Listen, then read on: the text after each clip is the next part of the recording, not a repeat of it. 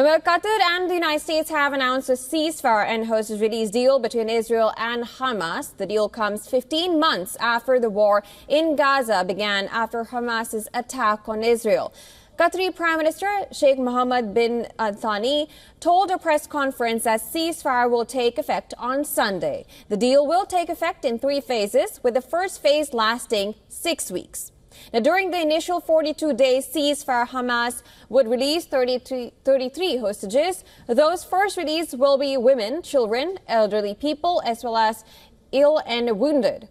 Now, several Palestinian prisoners will also be freed in exchange for their hostages, with the final number depending on how many of the 33 hostages are alive. The Qatari Prime Minister said that the number of Palestinian prisoners to be released in the second and third phases would be finalized during the initial 42 days. Israeli forces would withdraw from Gaza and remain positioned on its border to allow for the exchanges. This phase will also see the return of the displaced people to their residences. U.S. President Joe Biden, meanwhile, said he was deeply satisfied this day has come, calling the negotiations some of the toughest of his career. It's a very good afternoon. Because at long last, I can announce a ceasefire and a hostage deal has been reached between Israel and Hamas.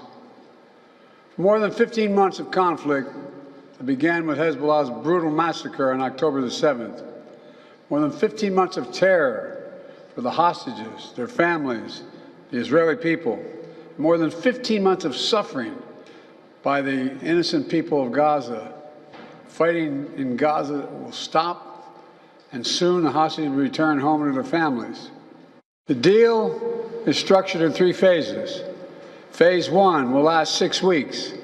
It includes a full and complete ceasefire, withdrawal of Israeli forces from all the populated areas of Gaza, and the release of a number of hostages held by Hamas, including women and elderly and the wounded.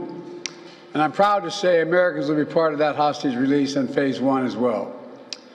And the Vice President and I cannot wait to welcome them home. In exchange, Israel released hundreds of Palestinian prisoners.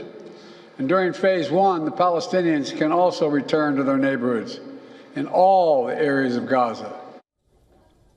Israeli Prime Minister Benjamin Netanyahu spoke with U.S. President Joe Biden and President-elect Donald Trump on Wednesday to thank them for their help securing the deal. The office of Israeli Prime Minister cautioned that some issues in the framework remained unresolved, though it expressed hope the details will be finalized soon. The agreement came after months of negotiations and days ahead of the inauguration of Biden's successor, Trump. The U.S. president-elect hailed the deal even before it was officially announced by the White House. Envoys from both Trump's incoming administration and Biden's outgoing one had been present at the latest negotiations. When asked on if he or incoming Donald Trump is to take credit for the Gaza ceasefire deal, President Joe Biden responded, "Is that a joke?" Thank you. Who takes credit for this, Mr. President, you or Trump? Is that a joke? Oh, thank you. Demonstrators in Tel Aviv calling for the release of the hostages embraced as news of the agreement spread. Meanwhile, thousands across Gaza as well celebrated the reported deal.